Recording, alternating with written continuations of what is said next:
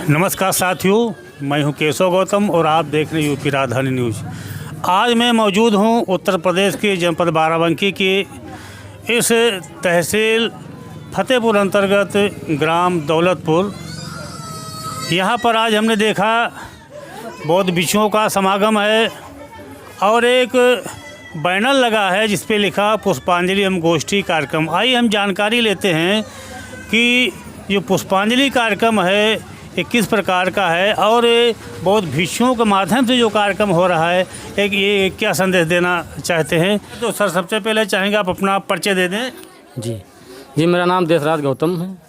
मैं जो सामाजिक संगठन है पूरे देश के अंदर जो है काम कर रहा है, वाम सेव का आपसूर संगठन भारत मुक्ति मोर्चा, जिसका मैं जहाँ जिला महासचिव हूँ। जी तो आज जो ये कार्यक्रम हो रहा है तो आपको कैसा महसूस हो रहा है?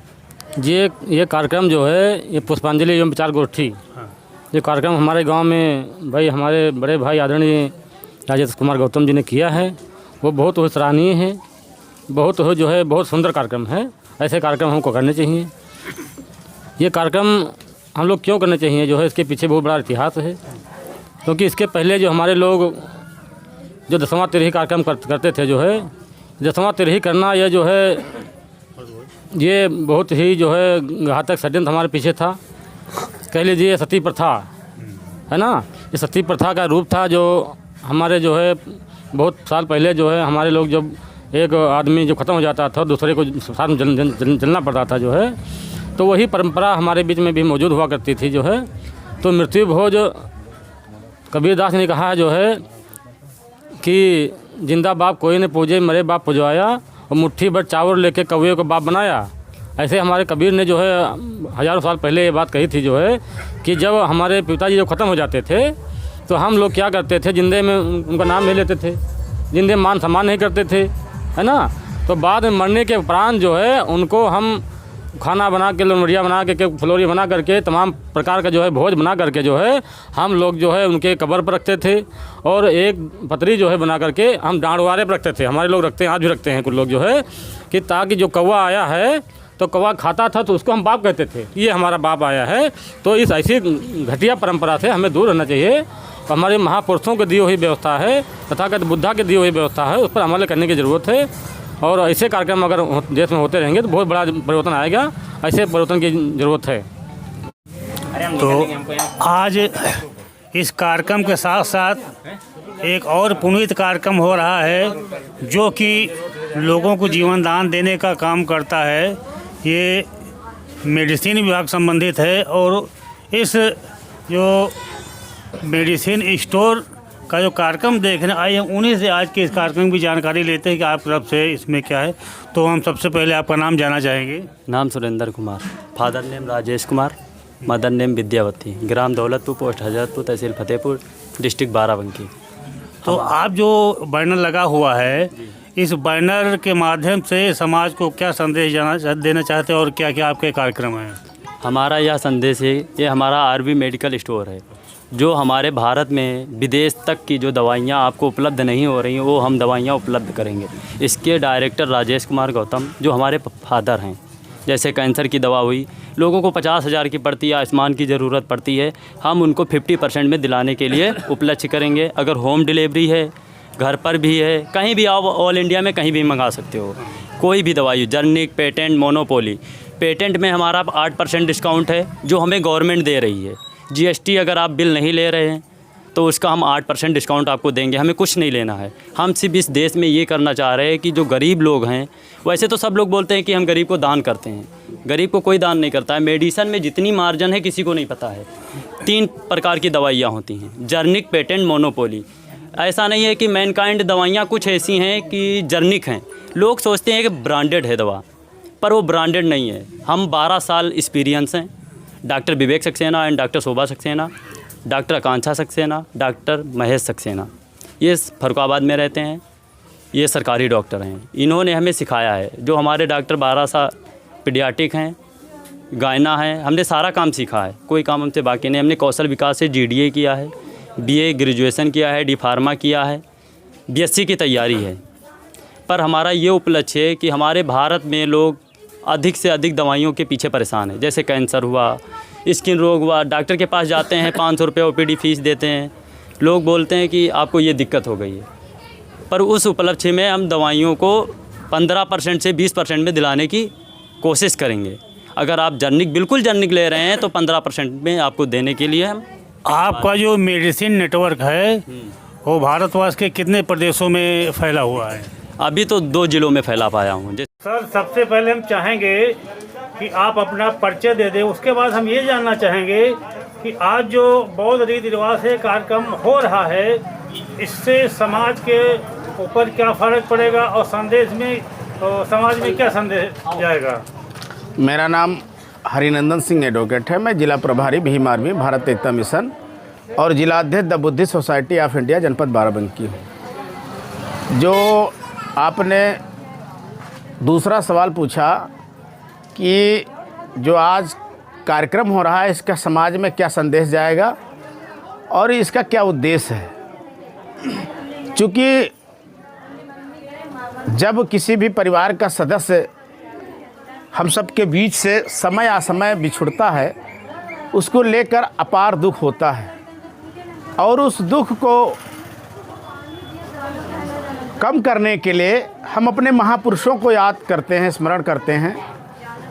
और आज चूँकि किसी व्यक्ति की मृत्यु के बाद अंधविश्वास, ढोंग, आडंबर, पूर्व रूढ़िया रीतियों के तहत हम लोग तेरही पंचायत, महापंचायत करते थे, जिसमें हज़ारों की संख्या में लोग आते थे, खाना खाते थे।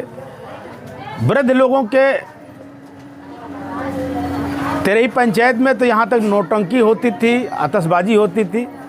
लेकिन वो दुख का विषय है, चाहे वो परिपक्व व्यक्ति हमारे बीच से जाए, चाहे अपरिपक्व व्यक्ति जाए। अपरिपक्व व्यक्ति जब असमय हमारे जीवन से जाता है तो वो काफ़ी दुख देता है, क्योंकि उसका जिम्मेदारी अभी बाकी रहती है। और मनुष्य इस धरती पे, बुद्ध ने कहा है कि जो इस धरती पे आया है उसको जाना है। जन्म है, मृत्यु है, 2 ही सत्य हैं। भगवान बुद्ध ने कहा दुनिया में दुख है, दुख का कारण है, कारण का निवारण है। दुख का पहला कारण है मनुष्य का जन्म लेना, बीमार होना, वृद्ध होना, फिर उसके बाद मृत्यु होना। ये मनुष्य के जीवन के दुख हैं। जब हमारे परिवार का सदस्य हम सबके बीच में से अंतिम सांस लेकर समय असमय जाता है तो परिवार को अपार दुख होता है। उनके मिलने जुलने वालों को दुख होता है, गांव समाज को दुख होता है। वो दुख का कारण क्या है? उनकी यादें जो हमारे जीवन में स्मरण रहती हैं तो वो दुख का कारण बनती है। इसलिए भगवान बुद्ध जब 82 वर्ष की अवस्था में अंतिम सांस लिया और अंतिम सांस ले रहे थे, उस समय आनंद ने रो रहे थे, तो बुद्ध ने आनंद को बताया कि अपना प्रकाश स्वयं बनिए, अपना दीपक स्वयं बने। ऐसा संदेश दे करके उन्होंने आखिरी सांस लिया। इसलिए जो भी मनुष्य इस धरती पे परिवार का सदस्य जीवित रहता है, उसका जिम्मेदारी रहती है कि गए हुए महापुरुष, गए हुए हमारे परिवार के सदस्य के अधूरे सपने को पूरा करने का काम करें।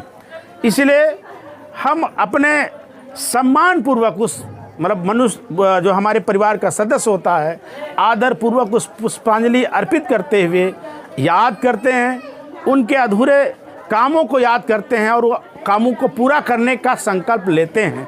ये हमारे जो शांति पाठ के रूप में ये कार्यक्रम किया जाता है कि हमारा दुख कैसे शांत हो। और वो मृत्यु जैसी घटनाएं, बहुत सारी चीज़ें उस जो दुख से पीड़ित परिवार को बताई जाती है। जिस तरह से कृष्णा गौतमी पुत्र वियोग में दर दर भटक रही थी, भगवान बुद्ध के पास गई और अपने बच्चे को जीवित करने के लिए उसने जो है याचना करने लगी। तो भगवान बुद्ध ने एक मुट्ठी सरसों बाहर से लाने की बात कही कि अगर एक मुट्ठी सरसों लेके आओ और जिस घर में कोई मरा ना हो तो मैं आपके बच्चे को जीवित कर दूंगा। ये उनका संदेश वो जानते थे कि ये इस समय अपार दुख में है। अगर मैं तुरंत मना कर दूंगा कि आपका बच्चा जीवित नहीं होगा तो ये चिंतन मनन नहीं करेगी, उस बोध तक, उस ज्ञान तक नहीं पहुंच पाएगी, क्योंकि दुख की घड़ी में मनुष्य आपा खो देता है। तो उससे भगवान बुद्ध ने कहा एक मुट्ठी सरसों लेकर आओ और उस घर से लाना सरसों जिस घर में कोई मरा ना हो। और पूरी बस्ती में दर दर भटक रही, एक मुट्ठी सरसों तो मिली, लेकिन वो घर ऐसा नहीं मिला जिस घर में कोई कभी मरा ना हो। इसलिए उसको बस्ती में दर दर भटकते हुए कहीं लाश मिली, कहीं बीमार मिला, कहीं मृत मिली, कहीं विधवा मिला, कहीं अनाथ मिला। आखिरी में उसको बोध हो गया, खुद ज्ञान हो गया कि बुद्ध ने हमको क्यों भेजा था, एक मुट्ठी सरसों लेने। और वो आते आते उसके प्रश्नों का जवाब उसके बस्ती में सरसों ढूंढते हुए मिल गया और आकर के भगवान बुद्ध के चरणों में स्मरण किया और भगवान बुद्ध के से प्रश्नों को जो है उत्तर के साथ उन्होंने कहा कि ये जो दुनिया हमारे दुख है इसका कैसे जो है कष्ट हो।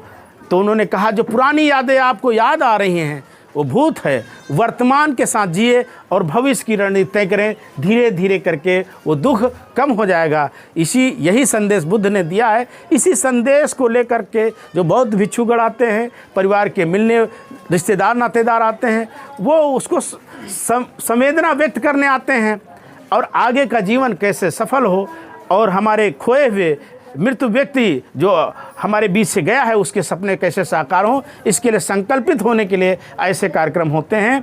और ये कार्यक्रम के साथ साथ ये बुद्ध जयंती पर विचार गोष्ठी रखी गई है। ये और सुंदर सा कार्यक्रम है क्योंकि हमारे महापुरुष, कभी कोई 2500 साल पहले गया वो भी हमारा महापुरुष है, चाहे कबीर गए वो भी हमारे महापुरुष हैं, ललाई सिंह यादव गए वो भी हमारे महापुरुष हैं, बाबा साहब गए, संत रविदास गए, कबीर गए, मानवर कांसीराम साहब गए।